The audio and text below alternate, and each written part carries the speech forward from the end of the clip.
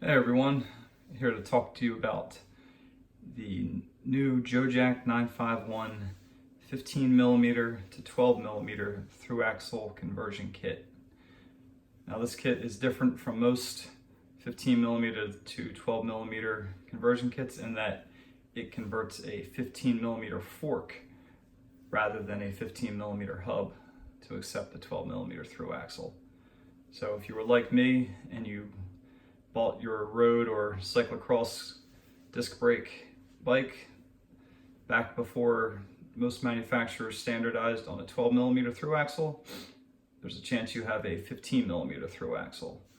If you want to be able to run certain wheels, which are native 12mm axles, there's no way you can do it up until this point. So the kit includes two pieces. Simplest part is the through hole adapter. All that is 15mm on the outside, 12mm on the inside. That'll snap into the non-threaded dropout on your fork. There's a small O-ring in there to help keep it retained during a wheel change. The other piece goes into the threaded side. It's got two holes, which you can use with a pin spanner like this Park Tool SPA-2. The holes were specifically sized for this tool. Also works on certain cranksets and a couple other applications. So again, this threaded insert has 15 by 1.5mm threads on the outside, and then on the inside it has M12 by 1.5mm threads. This kit is sized to be used with bikes that originally came with a 15mm by 125mm long through axle and have dropout thicknesses of approximately 10mm on the unthreaded side and 15mm on the threaded side.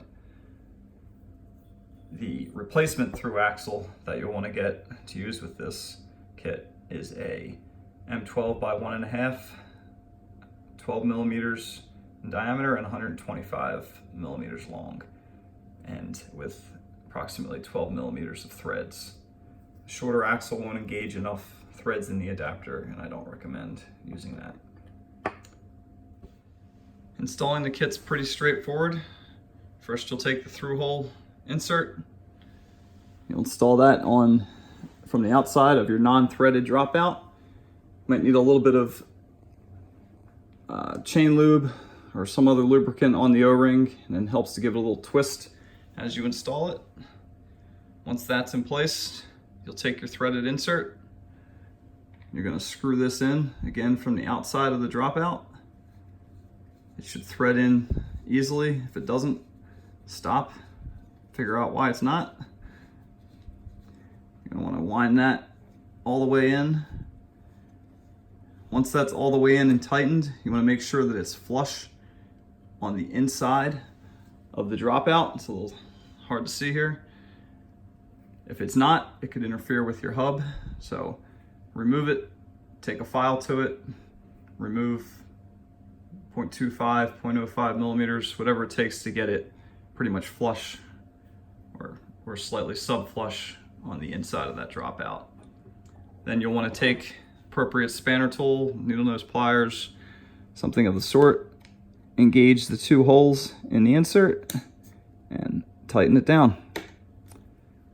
Once that's done, you're ready to install your wheel and then your through axle. And I'll just show you real quick. Your new 12mm through axle fits through, nice tight fit on the through hole side. Threads all the way in. It should thread just about slightly sub-flush with the face of the threaded insert. That'll indicate that your axle's appropriately long and that everything's installed correctly. So with all that said, I pointed out the fact that the non-threaded and threaded dropouts on this particular fork are 10 and 15mm. I've talked with several other cyclists and fork thicknesses seem to have quite a bit of variation within the 15 millimeter through hole variety. So please leave your comments in the feedback section about your various fork dropout thicknesses, and that'll let me know which kits I should focus on creating first. All right, looking forward to hearing from you guys. Thanks.